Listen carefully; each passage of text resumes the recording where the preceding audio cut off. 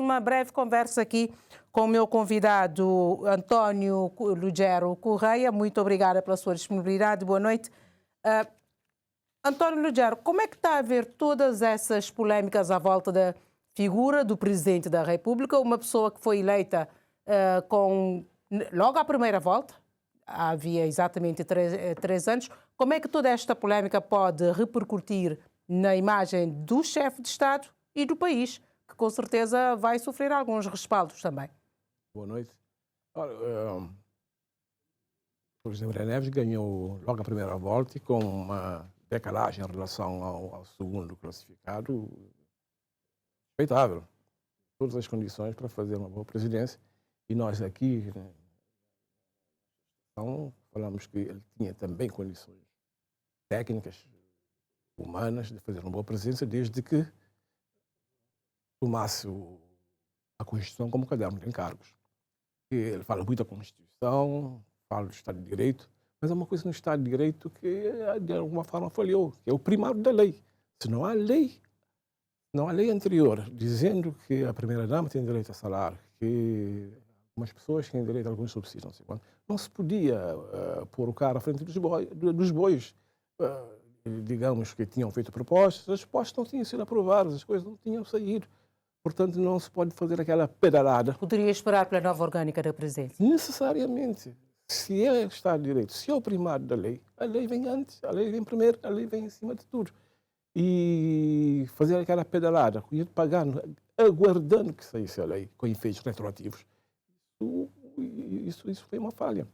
E estranha de facto a pessoa que a gente conhece bem, do Jorge Tolentino, ter embarcado nessa aventura. Não terá outro nome. Todo mundo viu na mídia o despacho que ele zarou, fixando os honorários da primeira-dama, e aquilo não tinha base nenhuma. Mas para mim o pior foi, que também diz respeito à Constituição, a tropa de elite dos apoiantes do Presidente da República. Ele disse que se entregasse à Inspeção Geral de Finanças, ao Tribunal de Contas, que ele se sujeitaria, que devolveria o recurso. E acabou devolvendo? Acabou devolvendo. Só que aparecia uma turma de gente fazendo uma pressão ilegítima sobre esses órgãos. Eram artigos sobre artigos, a gente dizendo isto, aquilo. O estatuto esparso no tempo e no espaço começou a querer ganhar corpo, mas não. Esta pressão toda que se fez nas redes sociais e mesmo nos órgãos de comunicação social prejudica o país? Primeiro é ver que não funcionou. As instituições funcionaram dentro das suas competências, não se deixaram levar pela pressão. Agora, tudo isso que aconteceu terá impactos. Nós não temos nós não financiamos só com as nossas receitas nacionais o orçamento do Estado. Há o grupo de apoio orçamental que vem cá periodicamente para avaliar as coisas e ver se continua a dar dinheiro. Porque às vezes a gente se esquece que o dinheiro, que as ajudas que vêm, são de impostos que são cobrados a cidadãos de outros países e que nos são cedidos. E que temos que usar isso com a maior parcimónia, da melhor forma possível. E se chegam cá ou escutam que atribuem salários à margem da lei, e o Ministro das Finanças diz que não há qualquer controle sobre as despesas da Presidência da República. Porque eu acho que aqui há um outro equívoco. A gente vai quebrando e ajudar mais à frente.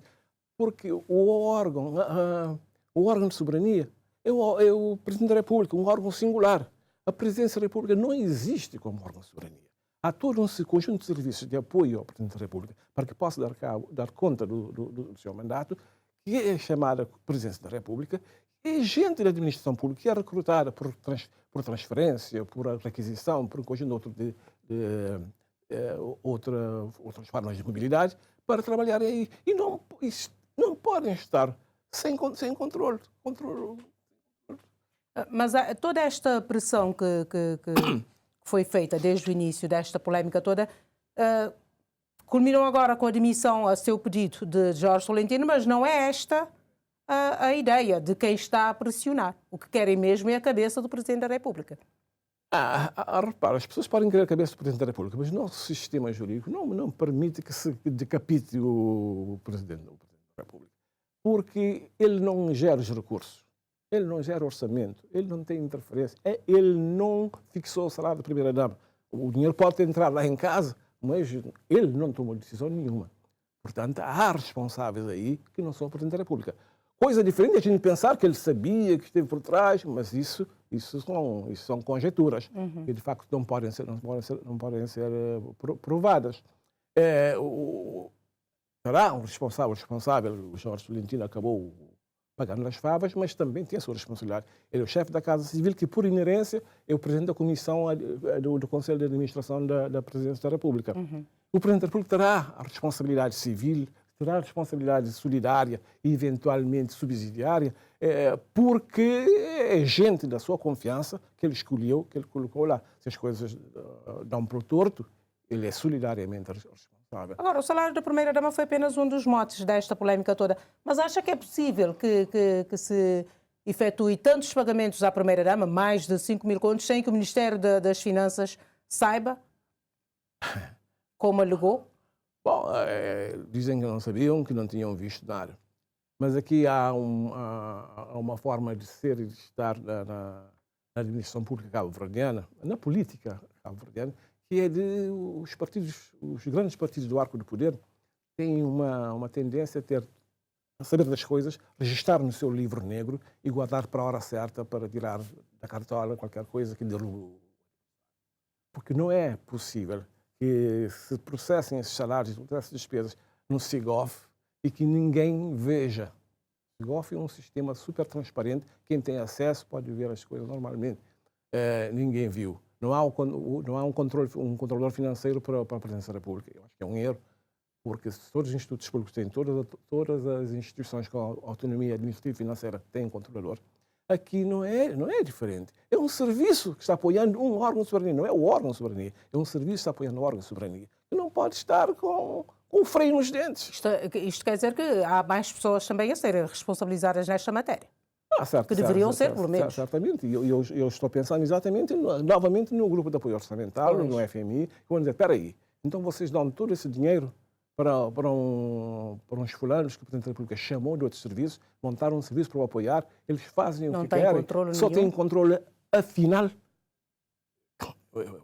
porque o sistema não pode funcionar assim. Não, e é aquela questão mesmo que não nos digam, nós temos que ter presente que é dinheiro dos contribuintes de outros países amigos, que fazem a subtração da riqueza dos seus cidadãos, nos dão a nós para gerir com parcimónia, para aplicar,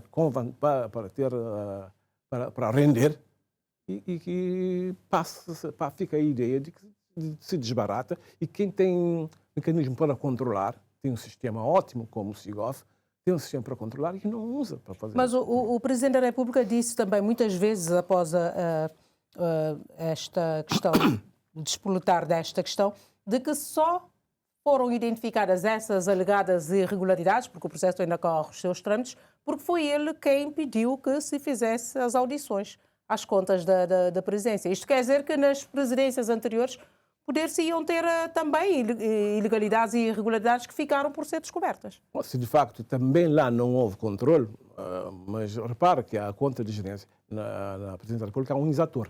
Há uma pessoa que presta contas ao Tribunal de Contas anualmente, ao processo de contas. É claro que a fila é enorme de processos que passam pelo Tribunal de Contas, mas de 2021 a esta parte, alguma conta de gerência da Presidência da República já deve ter passado pelo crivo do Tribunal de Contas e devia ter visto essas irregularidades. Agora aquela história. Eu não creio que tudo se despolitou porque o Presidente da República perdeu. Primeiro houve aquela fuga de informação que apareceu.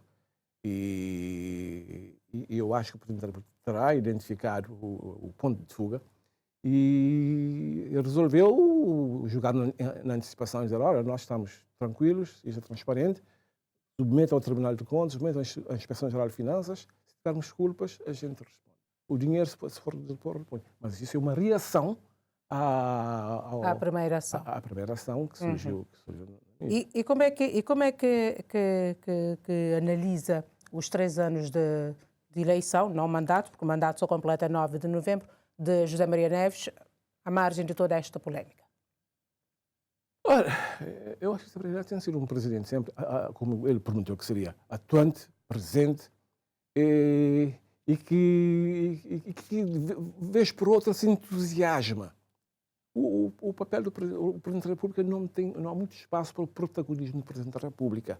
Não tem que estar a disputar espaço com o Executivo. Não faz sentido que haja iniciativas sobre um determinado tema pelo Governo e a volta e meia a gente tem na comunicação social iniciativas sobre a mesma questão do Presidente da República. Uma sobreposição não são duas repúblicas. Eu acho que o que começou o presidente... Não está a correr bem esta coabitação política? Não, a coabitação começou a soar demasiado bom. Too good to be true. Demasiado bom para ser verdade. O primeiro-ministro submete o orçamento ao Presidente da República antes de submeter ao Parlamento. Dava informações, parece que buscava bênção do Presidente da República. É que a situação se deteriorou? Não, é que com essa postura de vassalagem do primeiro-ministro, o Presidente da República gigantou-se. Só que eu antecipei isso, e creio que numa coluna no Expresso da Cidade falei disso, que a governação, o Presidente da República é um órgão singular, sim senhor, mas o Primeiro-Ministro não é. O Primeiro-Ministro é chefe de um governo que é suportado por uma maioria, que tem um partido às costas, que não estaria de acordo com a postura do Ulisses. Que o MPD tem órgãos próprios, e as posturas, os posicionamentos, a forma de ser de estar do Primeiro-Ministro têm de ser validadas a todo o tempo pelos órgãos. A Comissão Executiva era a Comissão Política Nacional, o Conselho Nacional, a Direção Nacional. Há um conjunto de órgãos próprios que tomam decisões. E eu creio que na primeira oportunidade que tiveram, cortaram as vasas a Ulisses. Não, senhor, você não tem que ser subserviente a este ponto. Tome tenência, como dizia a minha avó, tome tenência. E aí o Presidente da República estava se agigantando, quase que governando através do Primeiro-Ministro, sentiu que o Primeiro-Ministro cresceu. Que o Primeiro-Ministro não, que o governo do MPD cresceu, passou a ser uma coisa coletiva como devia ter sido sempre, e que o estavam confrontando por vezes.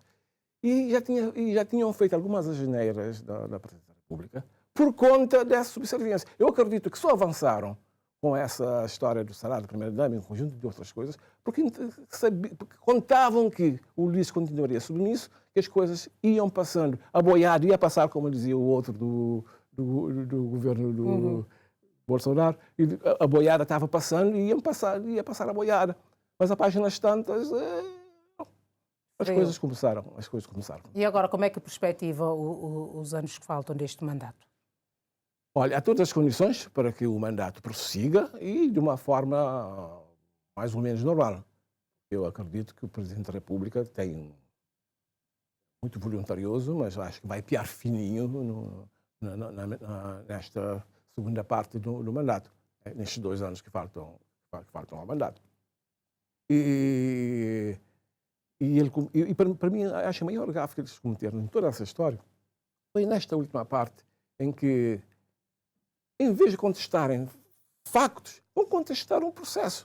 Diz, o facto de ter pedido a nulidade. Nulidade. Pois. Foi Tipo... uma assinatura de culpa, da confissão de culpa. Sim, porque isso pode ser um problema administrativo, pode ser um crime, pode ser o que for, como for taxado pelo Código Penal. Mas o certo é que todos nós, até os indefetíveis de José Maria Neves, estavam esperando que ele contestasse factos. É mentira, não é assim, não é assado. Não contesta factos. Vai pela nulidade processual. E isso, pelo menos nos tribunais comuns, você vê, vai-se para essa via quando não se tem outra via, não se pode contestar as provas, os testemunhos, os factos. E eu acho que aí deu. Mas antes também, quando disse que não se voltava a acontecer, quando saiu o primeiro relatório do não voltaria a acontecer. Sou oco, a falso. Porque eu aprendi na catequese que é o ato de contrição, em que você faz a meia culpa, minha máxima culpa. Eu fiz, não volto a fazer e faço firme propósito de emenda. Eu lembro da minha catequista fazia questão de sublinhar o firme propósito de emenda. Não vou deixar de fazer porque há gente gritando, gente acompanhando, gente pronta. Não, vou fazer porque é minha culpa. E descobri que era, não volto a fazer. Se o ato de contrição não tiver esses elementos, o reconhecimento da culpa, a meia-culpa, o firme propósito de emenda, ninguém acredita. Eu não acreditei. E agora está-se vendo. Numa oportunidade em que as coisas começam a aquecer, vai para o Ministério Público e, em vez de contestar os factos que constam do parecer, contestam o ato que validou. Isso é de uma fraqueza, em termos políticos, é uma fraqueza enorme que dá conta de uma situação complexa. E agora, julgar Zé Maria Neves a meio do percurso, não faz sentido. Eu acho que o grande julgamento de Zé Maria Neves, e as pessoas devem ter paciência, acreditar na democracia, acreditar neste eleitorado, será o teste de 2026. Aí sim, porque as pessoas estão acompanhando isto. E eu creio que a minha vinda aqui tem um pouco a ver com ajudar as pessoas que estão em casa, que não têm uma opinião clara sobre a questão, ajudar a ter uma opinião própria. Pois. Não a minha opinião, não as opiniões veiculadas na mídia, mas com base em tudo isso, construir uma opinião própria. Há modos que, em 2026, sejam capazes de tomar a melhor decisão. Muito obrigada, António Lugero. Uma boa noite para si. Boa noite.